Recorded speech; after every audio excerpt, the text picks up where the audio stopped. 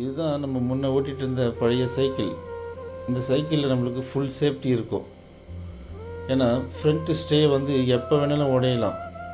அது உடஞ்சிதுன்னா நம்மளோட தலை வந்து பூமியில் நேரடியாக போய் மோதிடும். இந்த சைக்கிளோட ஃப்ரண்ட்டில் பம்பர் இருக்குது பார்த்தீங்களா?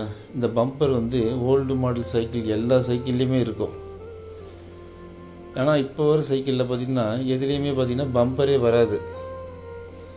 பாருங்கள், பழைய துருப்பிடிச்ச சைக்கிளாக இருந்தால் கூட அதில் பம்பர் இருக்கும். ஆனால் இப்போ வர சைக்கிளில் பாருங்கள்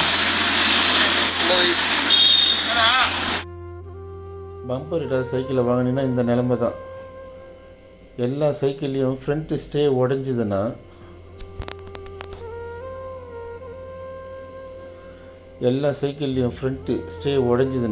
பம்பர் இல்லாட்டி இதே மாதிரி தான் துண்டாக விழுந்துடும். பாருங்கள், இந்த ஸ்டே உடஞ்சதுனால வீல் தனியாக கிடக்குது. பசங்க ரன்னிங்கில் போகும்போது இதேமாதிரி உடஞ்சுன்னா ஒரு ஸ்பீடு பிரேக்கில் ஏறும்போது டக்குன்னு வந்து ஃப்ரண்ட்டு ஸ்டே உடஞ்சிதுன்னா அப்போ சேஃப்டி பம்பர் இல்லைன்னா நம்ம பசங்களுக்கு ரொம்ப ஆபத்தான எது வேணாலும் நடக்கலாம்.